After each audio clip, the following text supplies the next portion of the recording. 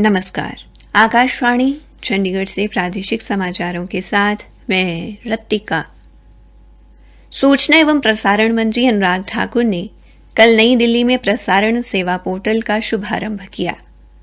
इस पोर्टल से लाभार्थियों को सूचना एवं प्रसारण मंत्रालय से जारी अनुमति, पंजीकरण और लाइसेंस एक ही स्थान से प्राप्त करने की सुविधा मिलेगी। इस अवसर पर श्री ठाकुर ने कहा कि व्यवस्था में पारदर्शिता लाने और इसे जवाबदेह बनाने के उद्देश्य से सरकार नई प्रौद्योगिकी अपना रही है। उन्होंने कहा कि प्रसारण सेवा पोर्टल से आवेदन जल्दी निपटाए जा सकेंगे और उनकी स्थिति जानने की सुविधा भी आवेदकों को मिलेगी। इस पोर्टल से कारोबार करने में सरलता लाने की दिशा में बड़ी सहायता मिलेगी। श्री ठाकुर ने बताया कि पंजीकरण, आवेदन, स्थिति जानने संबंधी आवेदन, शुल्क की जानकारी और भुगतान करने वाले लाभार्थियों को हर तरह की डिजिटल समाधान इस पोर्टल पर उपलब्ध होंगे। ये पोर्टल निजी सैटेलाइट टीवी चैनलों, टेलीपोर्ट ऑपरेटरों, सामुदायिक और निजी रेडियो चैनलों के सभी लाभार्थियों को डिजिटल इंडिया के व्यापक प्रारूप के तहत सुविधाएं मिलेंगी। श्री ठाकुर ने कहा कि ये पोर्टल प्रधानमंत्री नरेंद्र मोदी के न्यूनतम सरकार अधिकतम प्रशासन मंत्र को साकार करने की दिशा में बड़ा कदम है।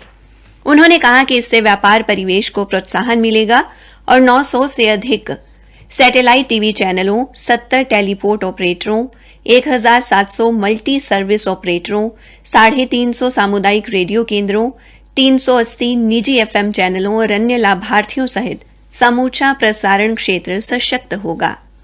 श्री ठाकुर ने कहा कि प्रसारण सेवा पोर्टल को जल्द ही नेशनल सिंगल विंडो प्रणाली से जोड़ा जाएगा।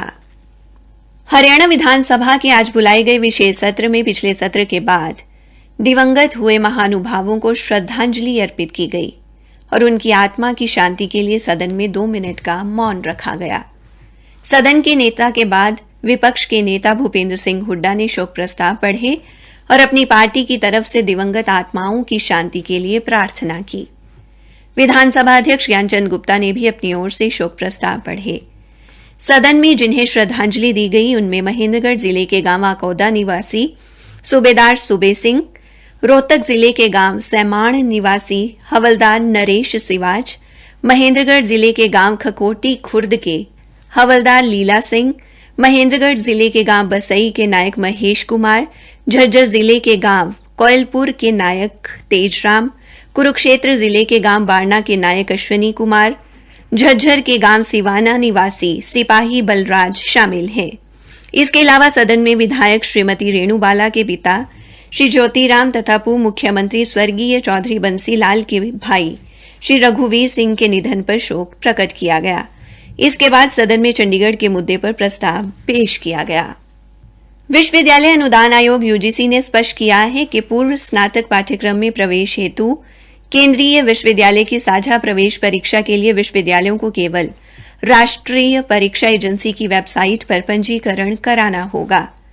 विश्वविद्यालय अनुदान आयोग के अध्यक्ष जगदीश कुमार ने कहा कि विश्वविद्यालयों को इसके लिए राष्ट्रीय परीक्षा एजेंसी और विश्वविद्यालय अनुदान आयोग को कोई फीस नहीं देनी होगी। एचडीएफसी लिमिटेड का एचडीएफसी बैंक में विलय होगा। इस विलय के बाद ये एक बड़ा केंद्र और देश की तीसरी सबसे मूल्यवान कंपनी बन जाएगा।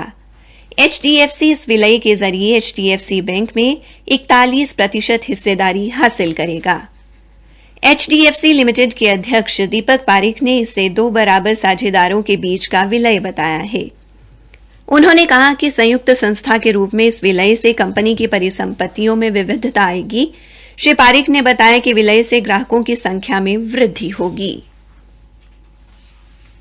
केंद्रीय सड़क परिवहन और राजमार्ग मंत्री नितिन गडकरी ने कहा कि हरियाणा की सड़कों पर प्रत्येक उस जगह का सुधार होगा जहां अक्सर हादसे होते रहते हैं। उन्होंने कहा कि प्रदेश में एक भी ब्लैक स्पॉट नहीं रहने दिया जाएगा। केंद्रीय मंत्री कल सोनीपत में 2872 करोड़ रुपए की लागत से तैयार 5 सड़क परियोजनाओं के उद्घाटन अवसर पर बोल रहे थे।